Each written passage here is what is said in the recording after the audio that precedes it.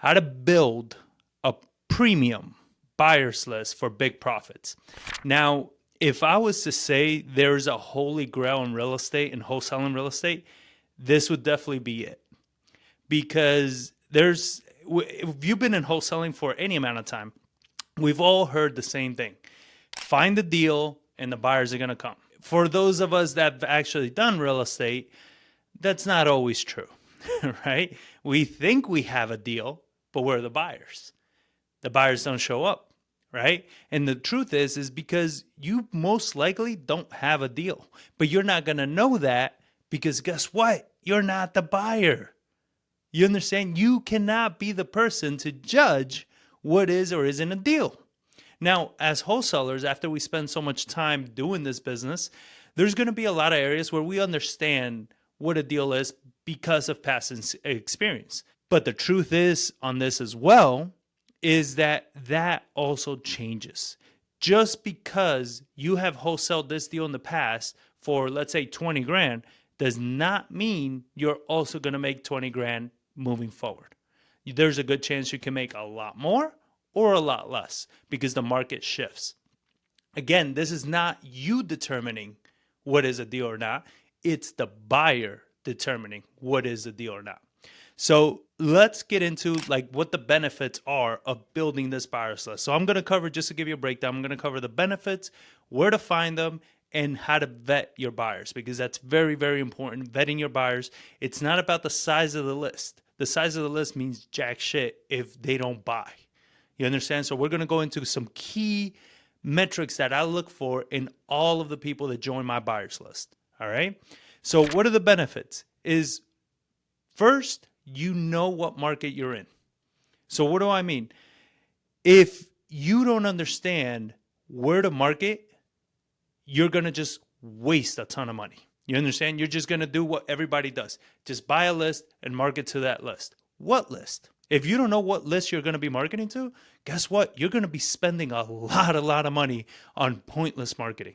And you're going to get somebody that's going to come to you, a seller that's like, yeah, I want to sell.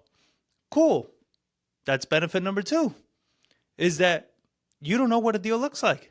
So you're probably going to use your 70% formula, which we've covered in past trainings, doesn't work for shit. So you're probably going to use that formula, miscalculate your numbers, lowball the hell out of them, and you won't get a deal. And then benefit number 3 is by building a buyer's list first, your potential profits are tremendously bigger. Because now you are going to each and every single property with the confidence that you know that you have a buyer at these prices. You understand? So now even the deals that you close are going to be more. Because there have been deals that I've had to walk away from before I started doing this just because my numbers didn't work for the deal. And let me give you an example. We had a property last year where our number was $135,000 for the house. The lady could not sell for less than $150,000. We're pretty far apart with that, right? I couldn't come up. It was going to be a flip. I couldn't cut my margins that much. But I reached out to one of my buyers. I was like, hey, just threw a number out there. And I've done previous trainings on this, on how to like pitch to your buyers and dispo properties.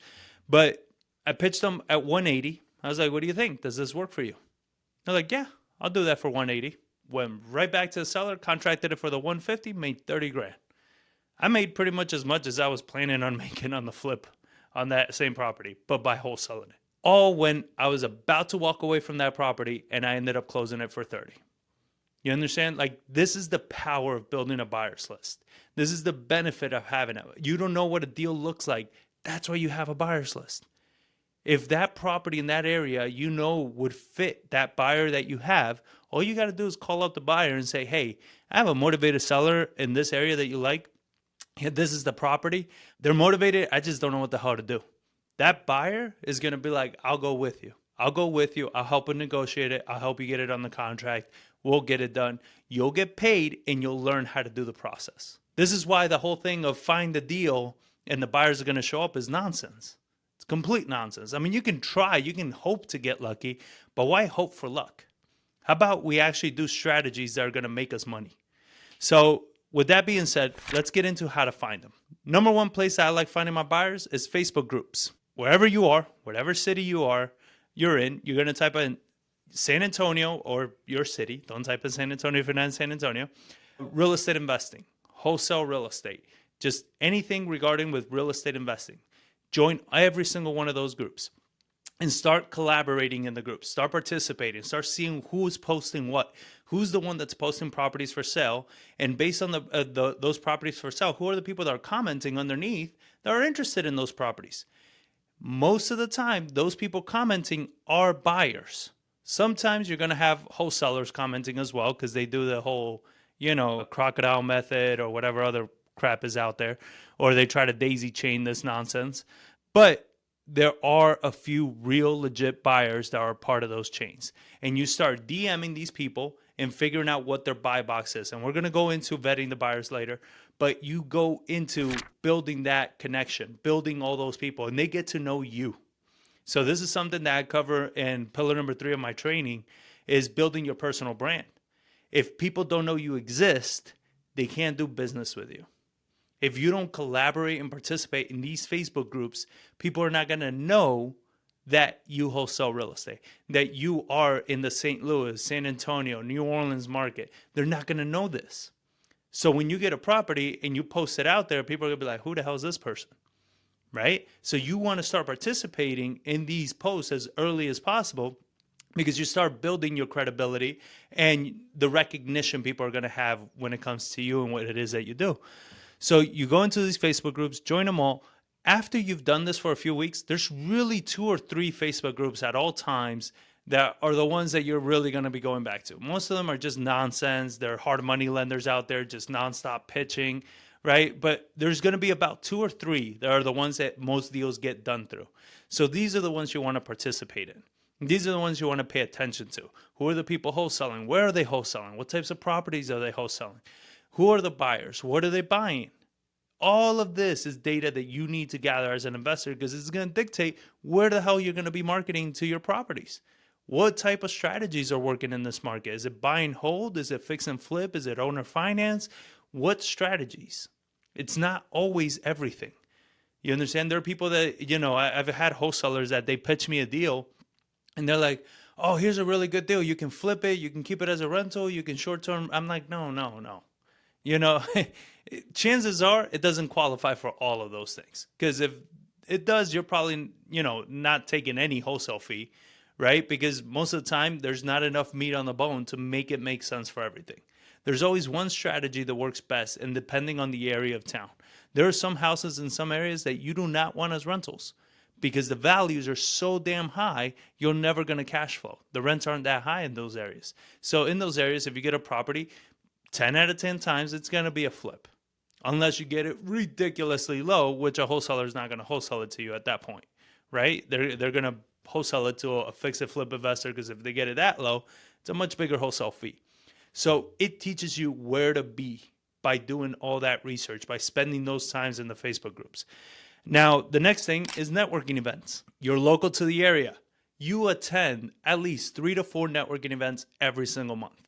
And when you're in this networking events, I want you to have your pitch down packed.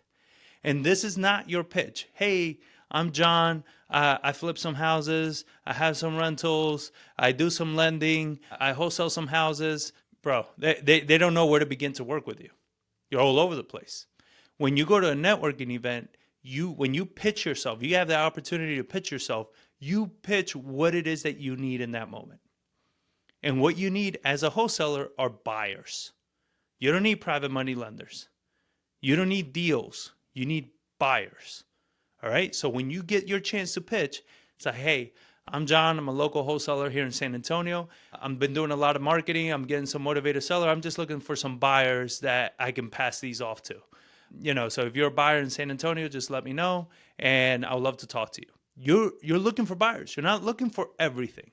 And you also don't pitch yourself like, hey, my name is John. I'm an Aquarius. I grew up doing... No, short to the point. What is it that you need? Because that's what people are going to retain. People are going to retain what it is that... How can you bring them value? Right? So if you're talking to somebody that's not looking for wholesalers, and you tell them you're a wholesaler, they're not going to give 2 craps about you. Fine.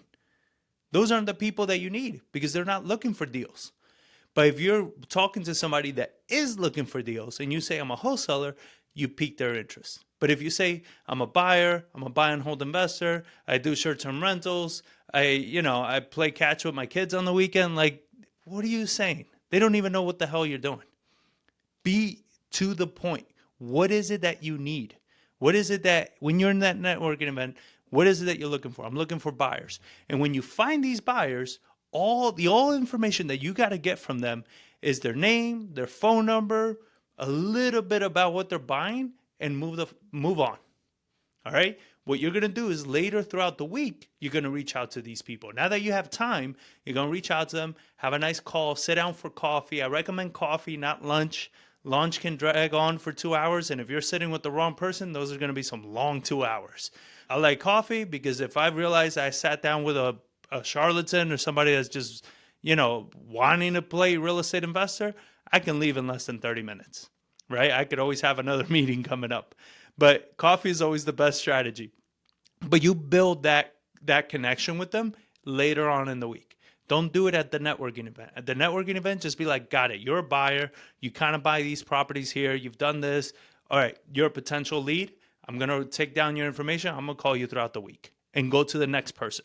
Because you don't want to be at a networking event where there's 30, 40, 50, 100 people and you speak to 2. That was a wasted networking event. I want you to speak to as many people as possible because you'll increase your chances of finding the right buyers for your list, for your area that are going to be able to help you.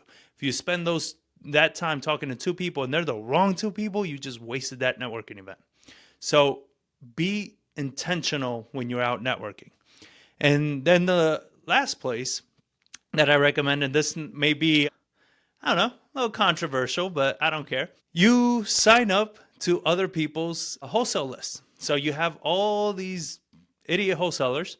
I'm sorry if you're one of them. Hopefully after this training, you're not going to be anymore. But what they do is they get a deal and they blast it out to everybody, right? So what you're going to do is when they blast it out to everybody, you're going to be a part of that blast. You're going to take that address. You're going to keep it on a Google sheet, put down the address, and go compiling all of these. If they do it through emails, through Facebook, whatever it is, go compiling a list of all these addresses. And then at the end of every month, you go into the county records and you're going to look at who bought any of those properties. Because guess what? Those are buyers. That's right. Who bought those properties? Now you're going to be able to find actual buyers that are buying those houses. So when you find who it is, even if it's a LLC, if it's an LLC, you go to Open Corporate. You can search any LLC, find out who the registered agent is, and then you can skip trace that agent or send them a direct mail, whatever you feel like doing. I like cold calling. We do everything through cold calling, but you can always send them a letter or something like that, saying what it is that you do. But what you do with that is you go ahead. Now you have the address, you have the buyer that bought that house in that area. So now you have an actual buyer that's buying houses, right? So you go doing this, and with time, you're going to go building also. But this is not, I don't want you to take these 3 areas to find buyers as pick one. No, it's all 3. You do them all. Because this last one, while it's good, it takes time.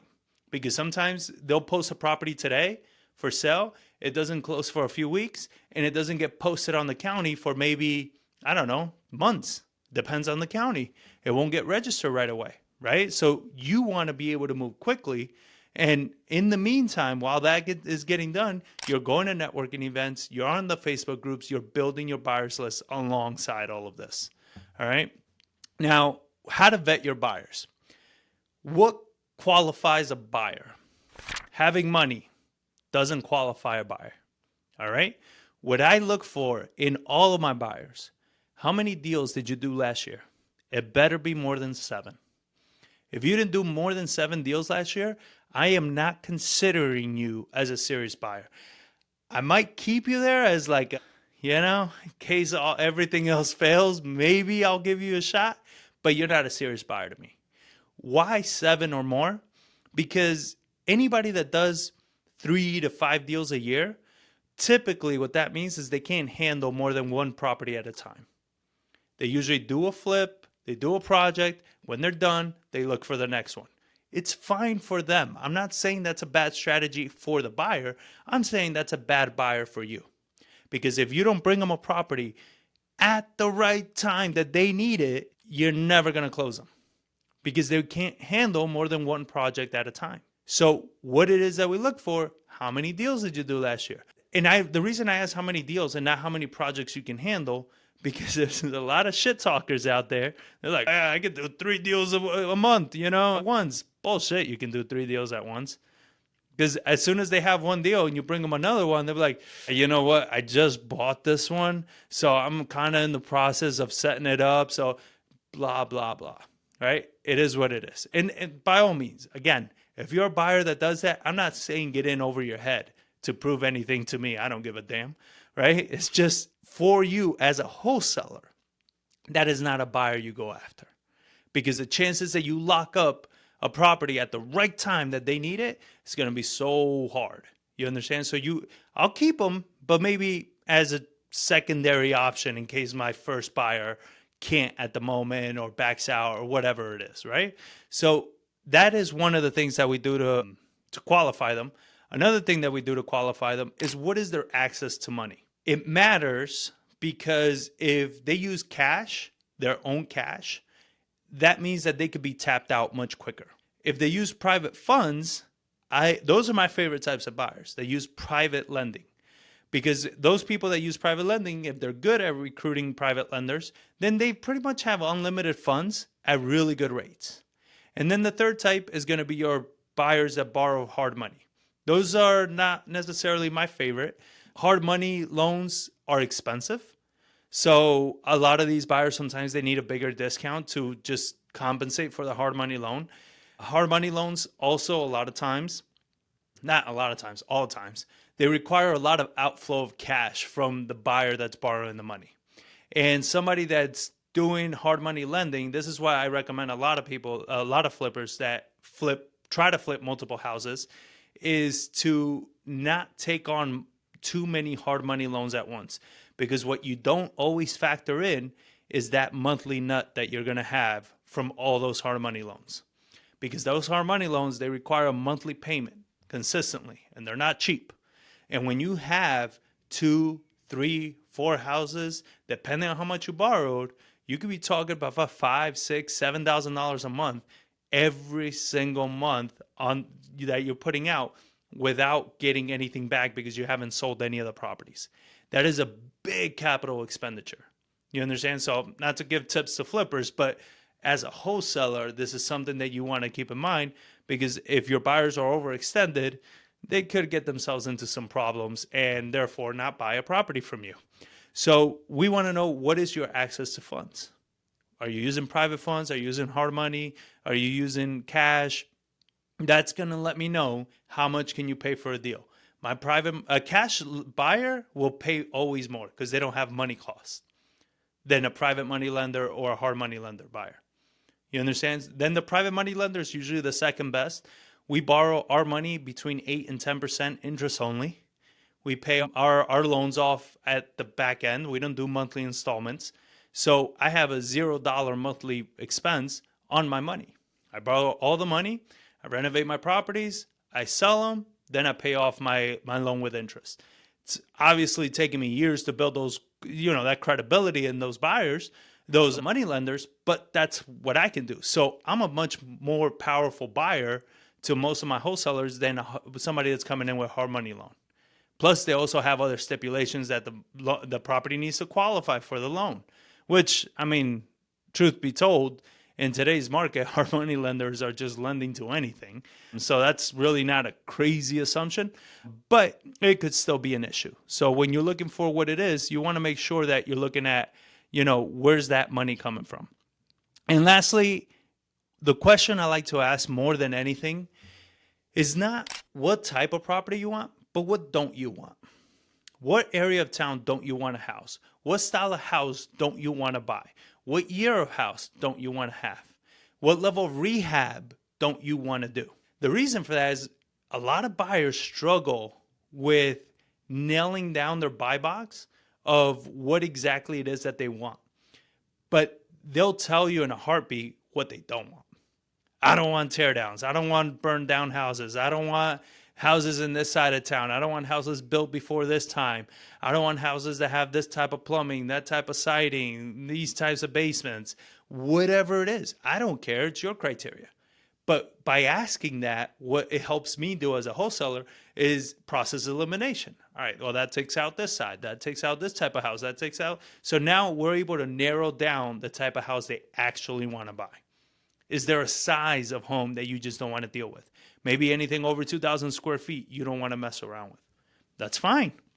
You understand? I just need to know. Level of rehab. How much can you afford to be all in it for? Purchase and rehab, right? If somebody, we had a buyer, I have a student in Orlando that he had a buyer that he says, I want to be all in. I think it was like 150, right? Purchase and rehab. And I was like, can you find a deal right now in Orlando for that price, like in the decent area? He's like, well, no, based on the market data, I mean, you're gonna be in some shitty areas. It's like, cool, then that's not a buyer. Either you need to go back to a buyer and be like, hey, in these areas that you're saying you want houses, you're not gonna be all in it for 150, maybe 250, maybe 300. I don't know, depends on your market, right? But you need to know this stuff. So when you have a buyer, you're like, all right, that's really not a buyer. What he wants doesn't make sense. Maybe he hit the nail on the head with everything else, but with that expectation, it's like, that doesn't make sense, right? Like it's the same like in San Antonio. I want to be all in for less than 100 and I want to be in an amazing area. It's like, bro, nah. If that's the case, trust me, I'm keeping that deal. You understand? Like it's just not going to happen. But I know my market. I know my stats. This is why, like in the mastermind, pillar number 1 is the market insight, is you understanding what your market supplies, median prices, all these things. So this is why, as a wholesaler, it's important for you to know all these metrics. And this is the reason why if you can build a quality buyers list, I mean, you're making money hand over fist. Every day of the week, every single month, you're making money nonstop. You understand? It's very easy. You don't need a dispo team. You don't need anybody, blasting out deals, having to deal with 15, 16 potential buyers that are all full of shit. You don't need to do all that. I speak to one person every time we have a property. Just push it out to one buyer, maybe two, depending on the property. That's it. They tell me yes. They go see the house. They confirm. It's all done. That's it. That's all Dispo has to do. I don't need to hire anybody. It's ridiculous to be doing that unless you're doing 10 plus deals a month. So with that being said, that's the end of the training. Make sure you give me your questions. Let me know what you're thinking. Let me know what concerns you have. I launched the mastermind. Its first call is this Monday. This is the last week you have to sign up and get the one-on-one call with me. We're going to do a one-on-one strategy call for everybody that signs up before the launch of the mastermind. I won't do that again out of my time, and I charge $1,000 for those one-on-ones. So I'll give it for free for everybody that signs up before the launch of the event. And we're going to be going live next week with those calls. I was going to do one call a week, but now I'm thinking I'm going to do 2 calls a week, with one of them being just a straight Q&A call where all the students are going to be able to hop on and we're going to just answer questions for anything that you may have at the time. So there's a lot of things going on in that. It's going to be good. We already have a good amount of people in there. So yeah, let me know if you want to sign up. And with that being said, thank you all for watching. Now let's get into the questions. What do you guys have? If I'm my own buyer, first and foremost, should I spend the same amount of time building my buyers list? 100%, Kurt. People with money are by far the worst. So what do I mean by this? And this is something I learned, because we became our best buyers. And we buy probably 90% of the deals that we generate. But what ends up happening is that because you can buy the property, sometimes you don't do a good job at making sure you're buying the right property, right? You shouldn't have contracted that house, but because you did, you're like, screw it, I'll buy it. No. Remember, we're in this business to make money, all right? So if you don't have a buyer lined up for that property, you probably shouldn't contract it. Now, every property we contract, we always have 2 or 3 exit strategies for them, because we get them at really good prices, right? So it's like, hey, maybe we can just clean it up and put it on the MLS and sell it retail, right? Or maybe we'll take it down, flip it ourselves, or maybe we can wholesale it. But that's because we have a good margin on it. But if I contract a house that's like, man, I have no buyers for this, first of all, why am I even contracting it? Secondly, maybe I shouldn't be a buyer for that house either. Does that make sense? I mean, maybe that house is not actually a good deal. So you should not, the point of you doing this, the point of like what we do in the mastermind, what we do in the coaching is that you generate the best deals for yourself. And then you wholesale the ones that you just don't want to deal with. They're on the other side of town. They have too much repairs, whatever it is. It doesn't meet your criteria, and that's fine. We all have criteria. You understand? So you want to make sure you're picking the best deals and not settling for whatever's out there. That's silly. That's how you start buying houses. That I've had, some of my students that they're like, oh, maybe I'll make 10 grand on this. I was like, what are you doing? That's the wrong business to be in, man. Like, we're not in charity business over here. 10 grand? No. Do not risk capital to make 10 grand. That's insane. There's no need for that. Deals are producing on an average wholesale 20, 25, 30 grand. So if I'm going to flip it, I better be making 50 plus. You understand? It better be a really good deal. If it's not, I am not touching it. So I hope that helps, Kurt. If they are smart, everyone on the email list is, well, yeah, they could blind CC them, but that's what I'm saying. I'm not taking their email list because that could be a ton of wholesalers. It could be 500 plus people. I'm not trying to do the work that they do. What I do is I just take the address that they're pushing, and that address is the one that I put on a Google sheet, and then I look on the county records a month from now or 2 months from now to see if it's sold and who it's sold to. Because I want the actual buyer, not, a list of 300 potential buyers. I'm not trying to do the work that they're doing, right? So that's what I'm looking at. I'm not looking at their email list. I'm looking at exactly what it is that they are, who's exactly buying that house. Dura, hey, is it okay to ask buyers for their access to 100%? I ask my buyers everything. I mean, I ask them, what matters there is how you ask these questions. When you're talking to your buyers, you want to make sure that you're not interrogating your buyers, right? You're not sitting there with your notepad and you're like, all right, how many years have you been doing this? Where was the last house that you bought? No, you have a conversation with them, right? And I have a questionnaire that I give my students on how to ask these questions better. You're having a conversation with somebody, so it's like, oh, very cool. So how many houses did you do last year? I did, X amount, 7, 8 properties. Wow. And do you use your own money to fund all these houses? Or is it like you use hard money? Oh, no, I use a lot of hard money. Hard money. Oh, okay. Who do you like going with? Oh, I use this lender. Very cool. And were you able to negotiate better terms, or are you still kind of like the entry level terms? Oh no, they got me at, 2 and 10 or 2 and 12, whatever, hard money lenders are charging. Got it. You see how I got the information without interrogating them? You understand? This is a conversation. This is where a lot of people go wrong when you talk to buyers. When I get some of my students, they're like, they didn't give me any answers. I was like, well, you probably didn't ask them right. Nobody likes to be interrogated, but everybody loves to have a conversation. And that's exactly what you're doing with them. You're having a conversation. You build a story around all the questions you want answered. You build a story. So as you're talking to them, you're throwing in these questions within the story. And then you're able to determine exactly what it is that they do, they don't like, they do like, all of these things. The same with the areas that they don't like. I like asking them like straight up. So just curious, like, is there a side of town that you're just like, you've done a deal there, or and it didn't go well, or maybe it's a side of town that you're just like, I am not curious to ever do a property there. Oh yeah, I hate this side of town. I hate that side of town. Whatever it is.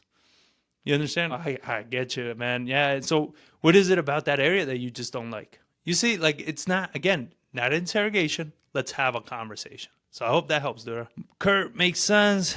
Love it, brother. I think wholesalers have found me that way 100%. If they're smart, they have. Marcus, what's up, brother? I haven't seen you in a while. What was the website you said? It's Open Corporates. So let's see. Yeah, opencorporates.com. That's the website that we use. And you just go on there. It's all free. You can search the LLC and it'll give you exactly who the registered agent is. There you go, Scott. Thank you, brother. Or just the Secretary of State entity search in your state. Yeah. Yeah, just Open Corporate's been so far the easiest and it has pretty much all the same information. But yeah, that's for sure. Thanks, brother. How many buyers do you send your deals to at first? Do you try to get multiple offers? No. Because remember, Jennifer, like what we do with our buyers is we tell them like, hey, I'm not going to blast this shit out to a bunch of people where you're going to have to bid and do all this nonsense.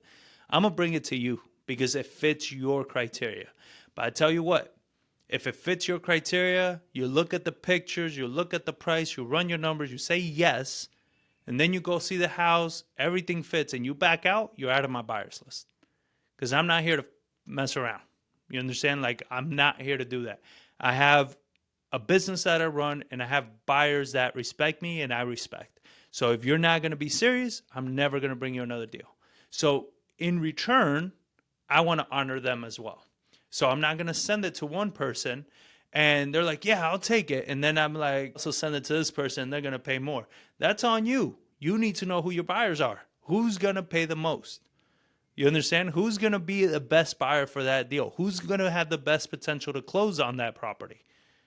Any of these things you need to know. So it's something that you got to play because you can piss off your buyers if every time you bring it to somebody, somebody else comes in higher and you cut them off. If you bring it to your buyer and he's not the one that pays the most, but this person does, and you keep bringing it to him, that's your problem, right? Stop doing that or get them to increase their price.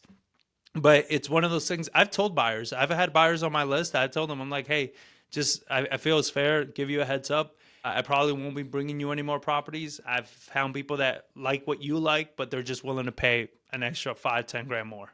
At the end of the day, I'm running a business, not a charity. So that moves the needle, right? And that's for them to choose. Do they want to come up or do they want to stick to their guns? I had a lot of buyers that stick to their guns. A few months later, after not getting any deals, they call me back. They're like, fine, I'll go up. Right? So you gotta make these judgments for yourself, Jen, because it's your business that you're running. So I hope that helps. Bill, what's up, brother? How long do you give them to respond to you? My buyers, I mean, they better freaking respond in 30 minutes. Like, they don't have that much time to think about it. But again, these are requirements I've set up beforehand. So I tell them, like, hey, if I send you a deal, how long do you need to make a decision just on the pictures and the price on whether or not you want to go check it out? How long do you need? Usually within 30 minutes or something. Got it. And what I typically do, Jen, is before I send them a deal, I text them. Be like, yo, I just got a property in this neighborhood. Are you looking for a house right now? Oh, yes, I'm looking for a house. Got it. Can you check it out? If I send you information right now, I need to make a decision. Yeah, I'll be on my computer right now. So you're setting, that urgency up beforehand, before you send them the property. So in that way, they're ready to go. So when you do send them the property, boom, they're making the decision, you're setting up the appointment and all that. And that's when we talk about the same thing. Like, I send them all the pictures. I don't hide anything. I don't keep anything back. There's nothing hidden. So what you see in the pictures is what you're going to see when you walk the house. You understand? So if it's yes to the pictures, chances are it's going to be yes to the house. But if you go to the house and you change your mind because of whatever other reason, because it wasn't because of the house, I'm pretty much cutting you off my buyers list. But we go back to the vetting process. If you have buyers that are doing 7+ deals a year, they're not going to do that bullshit to you because they're serious. So when they look at a property, chances are, just on looking at the pictures and running the numbers, they already know with a 90% certainty that they're going to take that property, unless they show up to a house and they didn't realize I was in front of a power plant or some shit, right? Like, unless it's something ridiculous, chances are they're going to close on that property. That's why the experience matters. Somebody that doesn't do that many deals a year, they're a lot more skittish with the properties they buy. They want to run their numbers. They want to have their contractor, this person, that person. It's like, bro, this isn't HGTV. Like, either buy or get off the pot, right? So I'm trying to work on my cursing, guys, so I hope that's helping. But yeah, that's what you want to look at. And the response time, like I said, it's quick. It's usually within 30 minutes of me sending them the deal. But if I text them first and they're telling me like, man, I'm out of the office, I won't be back until 5 p.m. Got it. I'll send it to them when they're back. I won't send it to them now. You understand? Maybe I'll reach out to another buyer during that time. That's a decision you got to make. Bill, switching to wholesaling. Well, I mean, Bill, honestly, this is something I'll probably talk about later on, but wholesaling is, don't look at it as wholesaling. Look at it as you're building an acquisitions business. All right? When you build your acquisitions business as a fix and flipper, buy and hold investor, whatever you want to do afterwards, you get to cherry pick the best deals. To me, when people say, no, I only flip houses, I'm like, all right, you're just subject to whatever the market shoots at you. Me, I don't look at it that way. I build an acquisition business that I get to cherry pick the deals I generate. You understand? So my profit margins are tremendous. You know, last year we did 12 properties. We did 12 deals for, I think, a little over 750 grand. That's just 12 properties. Like, I didn't need to do 50 deals, 30 deals, or some obnoxious amount to make that kind of money. You understand? Like, what I'm more focused on is less volume, more profits. That's what we focus on. And by building your acquisition business, so as you see, Bill, Kurt is in this chat, and that's exactly what I'm coaching him on. Is he's the primary buyer. That's why he's asking me these questions, right? But by building the acquisition business, he's going to get to cherry pick some of the best deals for himself while still making a shit ton of money wholesaling the ones that he doesn't want. Every wholesale deal on a minimum for us is 25, 30 grand. That's a wholesale deal. So a flip better be 50, 60, 70 grand. If not, I'm not wasting my time on it. You understand? So I think everybody, if you're a buy and hold investor, fix and flip investor, you need to be building an acquisitions business. You have to. It's one of the things that, 2020 just completely shitted on us is when the market shifted, we lost our whole deal flow because we were buying from wholesalers and agents. And when I see some of my buyers and what they're paying for their deals just to make 20 grand, I'm like, I wouldn't touch that deal. I'm not going to take on a flip for 20 grand. That's insane. It's obnoxious. You'll lose that money real quick. And too much work for what? It's not necessary. So whatever I can legally do to make 300, well, get a hold of me, Bill. We'll talk about what you can do. And it's all legal. Trust me. We don't do any illegal shit. I have a nice group of attorneys that I work with that it's to keep us legal and not doing anything that's too messy or too crazy. It's not worth it. No amount of money is worth getting into a legal mess over. So if that's it, guys, if you have no more questions, keep participating in the Facebook group. Keep asking me questions. If you want to join the mastermind where I teach you how to build an acquisition business, reach out to me. Let me know. This is the last week to get the one-on-one strategy call. After that, you'll still be able to join the mastermind. You just won't get the 1 hour strategy call. You just be able to, jump in the mastermind and start making 30, 40 grand a month. But whatever. Who wants that? So thank you. All right. I appreciate you guys.